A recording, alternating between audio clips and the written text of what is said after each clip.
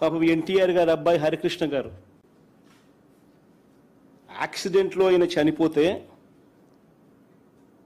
పరామర్శ కోసం అని చెప్పి పోయి చంద్రబాబు నాయుడు గారు పోయి కేటీఆర్తో పొత్తులపై చంద్రబాబు మాట్లాడారు శవాన్ని పెట్టుకొని.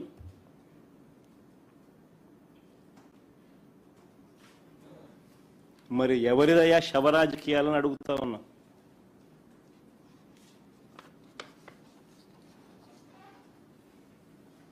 అంతేకాదు సొంత కూతుర్నిచ్చి రాజకీయ జీవితాన్ని ఇచ్చిన సొంత మామ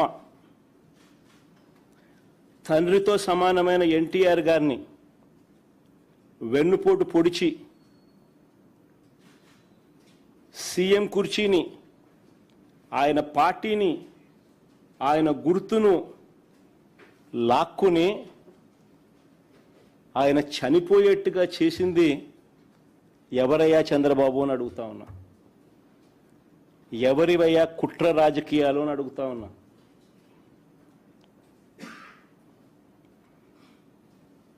మరో ఇన్సిడెంట్, వంగవీటి మోహన్ రంగారావు గారు ఒక టైగర్.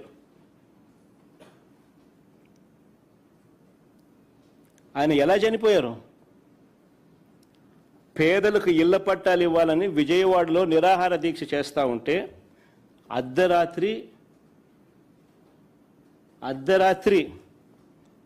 చంద్రబాబు నాయుడు గారి గవర్నమెంట్, తెలుగుదేశం పార్టీ అధికారంలో ఉంది, అర్ధరాత్రి నరికి చంపారు. ఈ ఘటనలో వేళ్ళన్నీ కూడా చంద్రబాబు గారి వైపే చూపిస్తాయి. హరిరామ జోగయ్య గారు అప్పట్లో తెలుగుదేశం పార్టీ మంత్రి, చంద్రబాబు నాయుడు గారి సహచరుడు, అప్పట్లో తెలుగుదేశం పార్టీలో మంత్రి. ఆయన ఏకంగా పుస్తకం రాశాడు ఏ రకంగా ఇన్సిడెంట్ జరిగింది, చంద్రబాబు నాయుడు గారి పాత్ర ఎంత బలంగా ఉంది అని చెప్తూ. ఆ వంగవీటి మోహన్ రంగారావు గారి హత్య కేసులో ఒక ప్రధాన నిందితుడు వెలగపూడి రామకృష్ణబాబు ఇప్పుడు తెలుగుదేశం పార్టీ ఎమ్మెల్యే.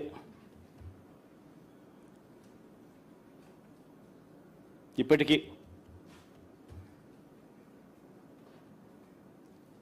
ఇంకా ముందుకు పోదాం. హత్య రాజకీయాలు ఎవరియో, కుట్ర రాజకీయాలు ఎవరియో, శవ రాజకీయాలు ఎవరియో, ఇవన్నీ కూడా ప్రజలందరికీ కూడా తేటతెల్లమవుతా ఉన్నాయి. ఎన్టీఆర్ గారి మీద దాడి చేసిన కేసులో మల్లెల బాబ్జీ అనే వ్యక్తిని పోలీసులు అరెస్ట్ చేశారు. కొన్నాళ్ళ తర్వాత అతను ఒక లాడ్జీలో డెడ్ బాడీగా మారారు.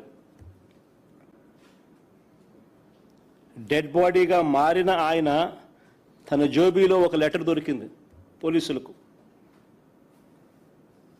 ఆ లెటర్ సారాంశం ఏమిటంటే తనకు 3 లక్షలు ఇస్తానని చెప్పి చివరికి 30,000 ఇచ్చారని దాని సారాంశం. అసలు ఎన్టీఆర్ మీద దాడి కోసమే డబ్బులు ఇచ్చారా, అది నిజమైతే ఇచ్చింది ఎవరు అన్నదానిపై దర్యాప్తు లేదు. ఈ కేసులో వేళ్ళన్నీ కూడా అప్పట్లో చంద్రబాబు వైపే చూపించాయి. ఇంకొక ఎగ్జాంపుల్, పింగళి దశరథరామ్. ఈయన ఒక జర్నలిస్టు. విజయవాడలో ఎన్కౌంటర్ అనే ఒక పత్రికను పెట్టి టీడీపీ ప్రభుత్వ అవినీతిని ప్రశ్నిస్తూ ఉంటే ఈ వ్యక్తిని హైదరాబాదు నుంచి బస్సు దిగి రిక్షాలో ఇంటికి వెళ్తూ ఉంటే కత్తులతో దారుణంగా దాడి చేసి చంపారు. ఈ ఘటనలో వేళ్ళన్నీ కూడా అప్పట్లో చంద్రబాబు నాయుడు గారి వైపే చూపించాయి. అడుగుతా ఉన్నా చంద్రబాబు నాయుడు గారిని, ఎవరి అయ్యా హత్య రాజకీయాలు, ఎవరి అయ్యా కుట్ర రాజకీయాలు, ఎవరి అయ్యా శవ రాజకీయాలు? ఇదే పెద్ద మనిషి చంద్రబాబు నాయుడు గారు గురించి మాట్లాడుతూ ఆయన తోడల్లుడు దగ్గుపాటి వెంకటేశ్వరరావు గారు ఏకంగా పుస్తకం రాశాడు. అనేక టీవీలలో ఆయన ఇంటర్వ్యూలు కూడా ఇచ్చాడు. ఆయన అన్న మాటలు ఆయన పుస్తకంలో రాసినటివి. ధర్నాలు ఆందోళనల సమయంలో బస్సులు తగలబెట్టాలంటూ చంద్రబాబు పార్టీ క్యాడర్కు చెప్పేవాడని.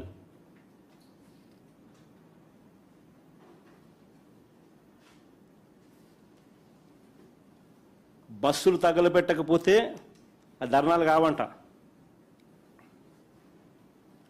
నేను కాదనింది ఈ మాటలు. స్వయంగా ఆయన తోడల్లుడు దగ్గుబాటి వెంకటేశ్వరరావు గారు అనేక టీవీ ఇంటర్వ్యూలలో ఆయన రాసిన పుస్తకంలో చంద్రబాబు నాయుడు గారి కుట్రలు, రాక్షస రాజకీయం గురించి వివరించిన మాటలు ఇవి. హరిరామ్ జోగయ్య గారి గురించి కూడా నేను ఇంతకు ముందే చెప్పాను. ఆయన కూడా చంద్రబాబు నాయుడు గారి సహచరుడు, మంత్రి.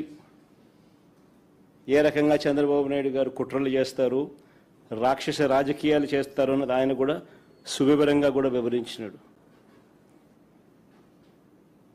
హత్యలతోనూ, వెన్నుపోట్లతోనూ, శవాలతోనూ, కుట్రలతోనూ రాజకీయాలు చేసింది, చేస్తున్నది చంద్రబాబు అయితే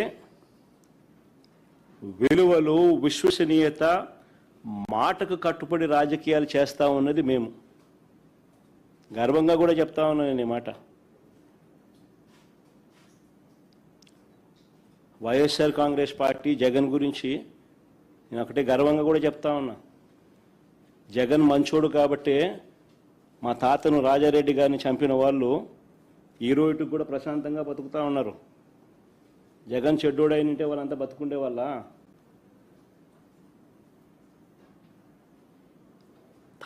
మా తాతగారిని దారుణంగా నరికి చంపిన వాళ్ళంతా ఈరోజు ప్రశాంతంగా ఇప్పటికీ ఉన్నారు.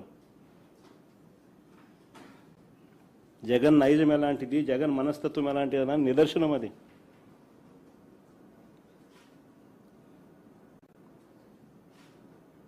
వారికి ఎప్పటికీ ఏమీ కాదు. ఎందుకనంటే మాకు నేర్పించింది రాజకీయాలు ఎలా చేయాలని మాకు నాన్న నేర్పించింది. హత్యలు చేయమని కాదు, చంద్రబాబు నాయుడు గారి మాదిరి ప్రజలకు మంచి చేసి మంచి పేరు తెచ్చుకొని రాజకీయాలు చేయాలని. అది చంద్రబాబుకు మాకు ఉన్న డిఫరెన్స్.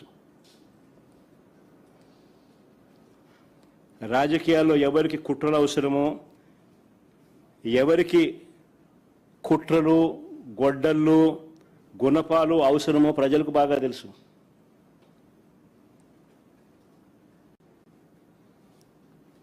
చంద్రబాబు గారు మీకు 77 ఏళ్ళ వయసు. బహుశా మీకు ఇది లాస్ట్ ఎలక్షన్ ఏమో.